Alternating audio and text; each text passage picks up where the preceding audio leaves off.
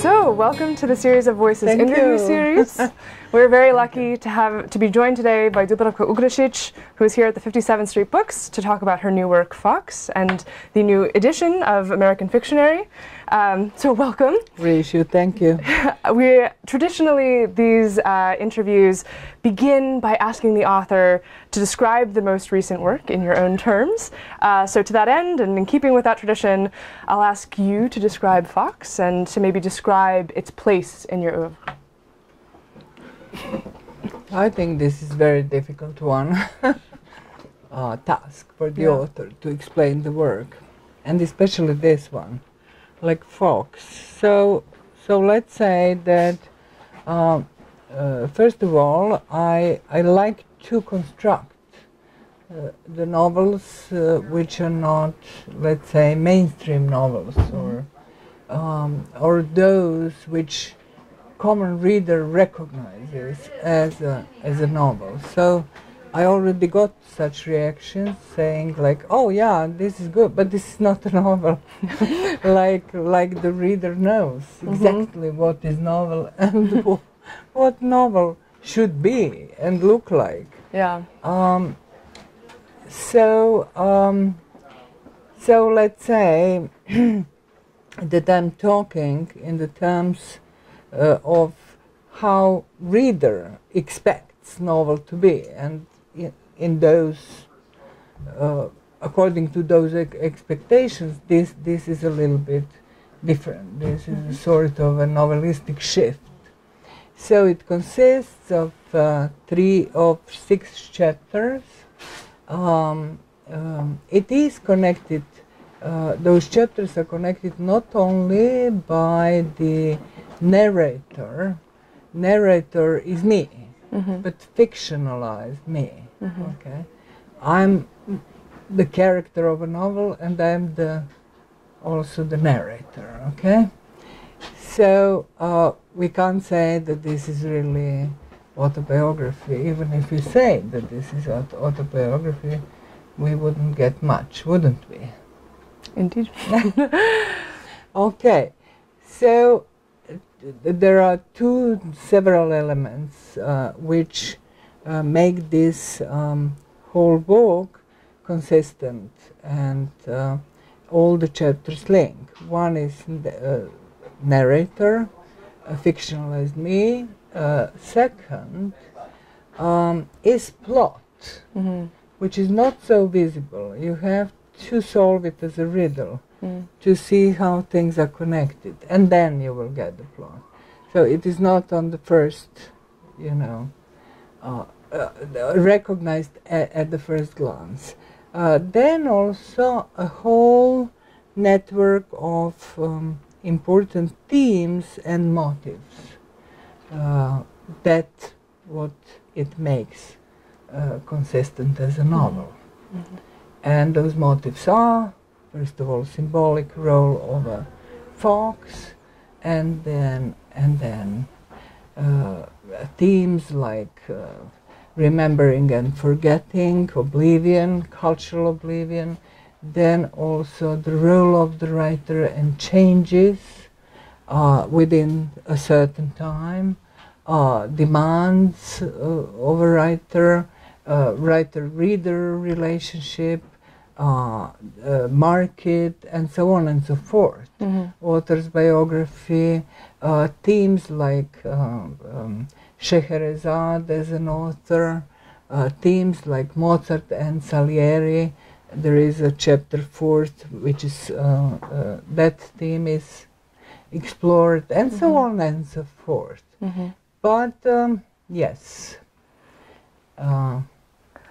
So maybe I'll pick up on one of the sort of manifestations of the fox, which is the allusion to Isaiah Berlin's essay, The Hedgehog and the Fox. And I have to say that as someone who teaches in a Slavic department, one of the things that I love about teaching your texts to our students is that they're given a window into the intellectual community of Slavic studies, as your work makes frequent reference to other writers, theorists, thinkers from throughout the Slavic canon. I understand that you have some academic training in this background, and I would like to ask the extent to which that training influences your creative process and how you feel that it impacts your fiction. But this novel, I mean, is written thanks to those, let's say, academic professional then. I'm not anymore connected with academia, but nevertheless, this training stays. So, almost for 40 years, there are two stories which I am dragging and carrying with me. So one story is Pilnjak's story about how stories are written, which I translated together with his novel, Goli God, The Naked Year. Yep. I translated it into Croatian, and I liked that story tremendously. It's short, it's extremely skillfully written, it's inspiring, and I didn't know what to do with it, but I never ever got rid of it. I mean, it stayed with me. Another element is when I was in Moscow in 1975-76, long time ago, I came to do my master's on Pilnjak. But I didn't do that because, yes, for a while, but then I got interested in the last Russian absurdist avant-garde group, and they were Oberyu. And so I was collecting material about them, and at that time there were not many people interested in that or who knew all of that. So I had contacts with scholars in Leningrad. They helped me a lot. I met some people too. For instance, at that time I met Gennady Gor, who wrote his memoirs and about that time, and he was also collecting paintings. So I found out about some avant-garde painters I didn't know before. All of that was extremely interesting at that time. Later on, as you know, it got commercialized. So, I mean, for me, it was really a miracle to see original Malevich. But today, I mean, you have Malevich on the coffee cup. So, and that was when I mentioned Oberyu. That another crucial story which inspired this novel is Oberyu Manifesto, where members of that group were mentioned. So, of course, the first one and the most famous one is Daniel Harms. Then Alexander Viedinsky, Konstantin Vaginov. I wrote also about him and about his novels, others, and at the end there was a name of Dojber Levin. And just one little notion, like Dojber Levin, he's a writer who writes in experimental way. It sounds like nothing, like a riddle. So I mentioned Gennady Gor because he was the first one who mentioned in his memoirs, his book is called Geometricheski les, and this essay where he's mentioning Oberyu and Dojber Levin, Zamiljenje времени. So he describes one evening which Oberyu group had, and he remembers how there was a young author whose name was Dojber Levin, and that he read excerpt from his unfinished novel, Theocrit's Adventure. And that description was pretty strange because it looked like Marc Chagall's paintings, something like that. And maybe that's how Gennady Gor experienced that reading, knowing the fact that Dojber Levin comes from the area of Vitebsk, which was Marc Chagall's homeland, and so on and so forth. Then the other, Bakhteryev, was also a member of a group, and he also wrote later on memoirs where he's mentioning the same, and within the time some other people appeared, but nothing substantial was added to those 2 or 3 memoiristic fragments. Yes, today publishing houses reissued Dojber Levin's children's books, a couple of children's books, and it is more or less all about him.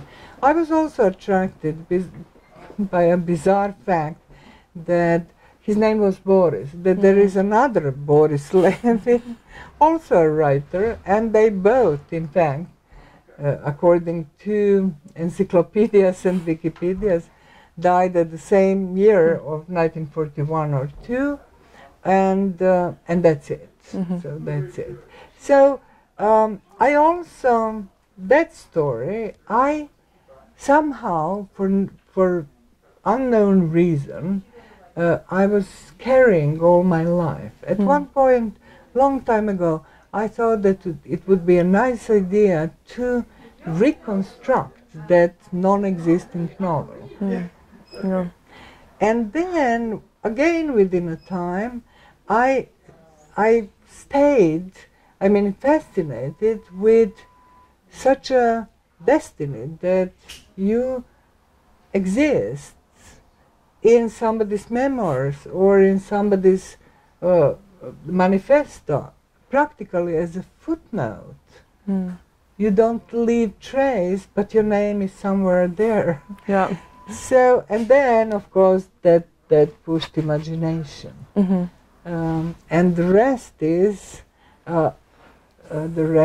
somehow everything you have to know about the novel if you pass the first chapter is written in the first chapter.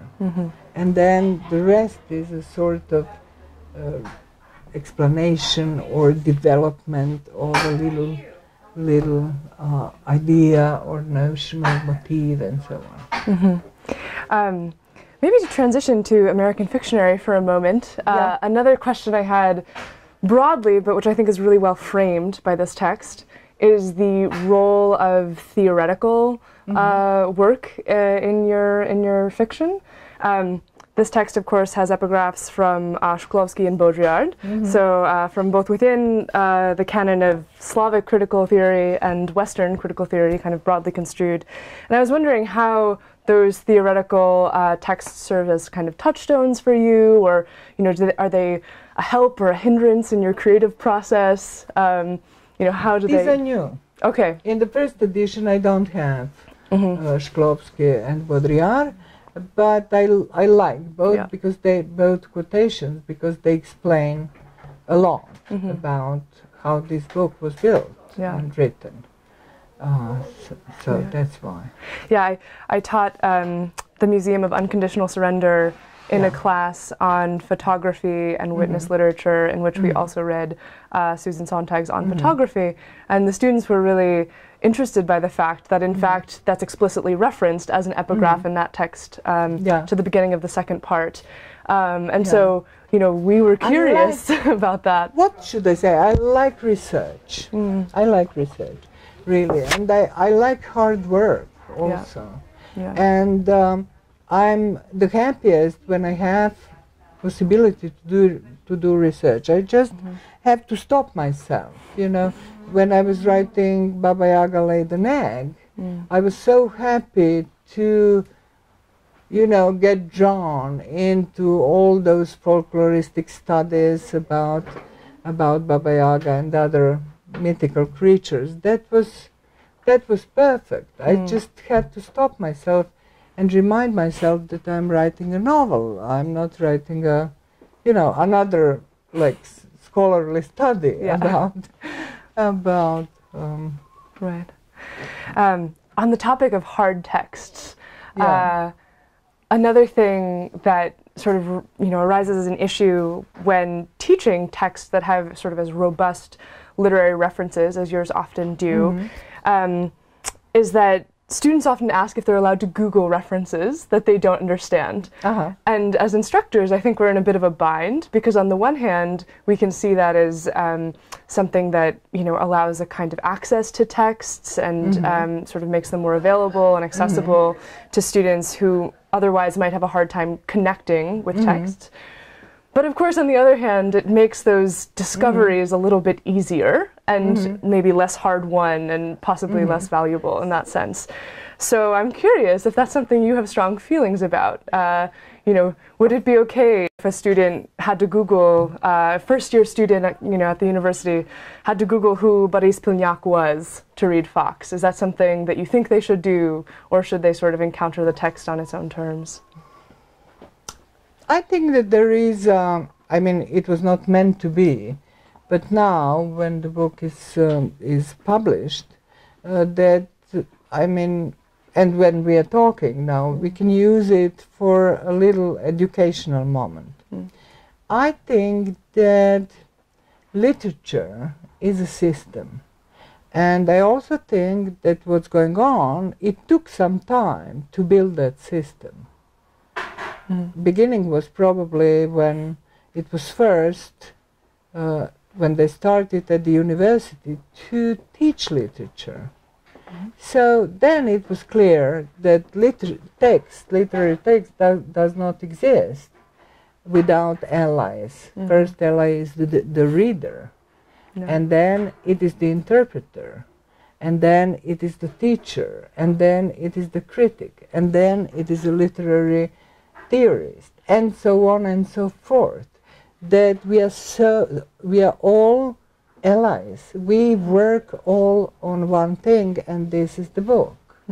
So if it happens, which is happening today, that the system deteriorates, you know, that like members of that system, supporters, elements of that system go on their own way, you know, then I'm afraid that it is very difficult to talk about literature.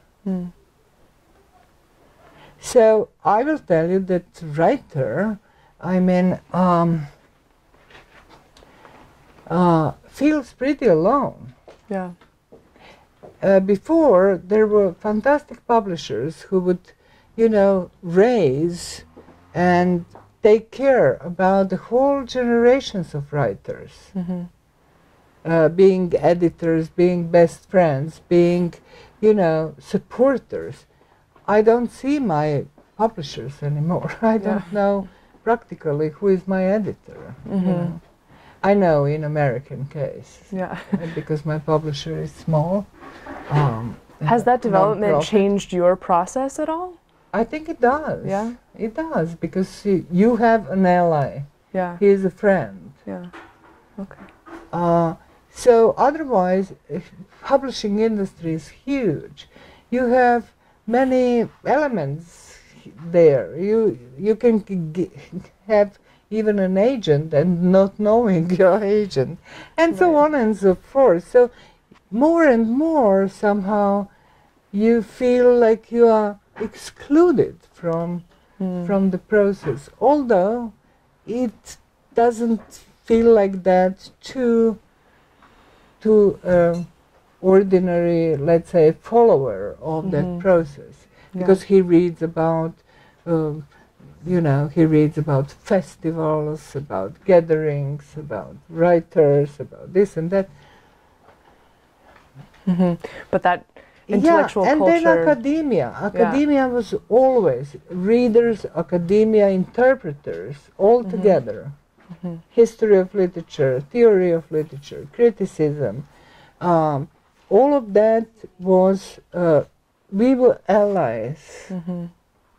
You are making me a writer, and reader makes me a writer. I can't exist alone. Absolutely. I can go to New Guinea and among Papua and explain them the whole century, future century, that I'm a writer, which they probably wouldn't understand. Yeah. Or maybe they would, because I'm sure they have libraries and they have everything what they should have. So, what do you think is an antidote to recreate that sort of community? Is there? I'm trying in all my works to do a little hooks, a little homages, a little stories, bigger stories too. So I don't think that any of my books doesn't have this, you know, links and some people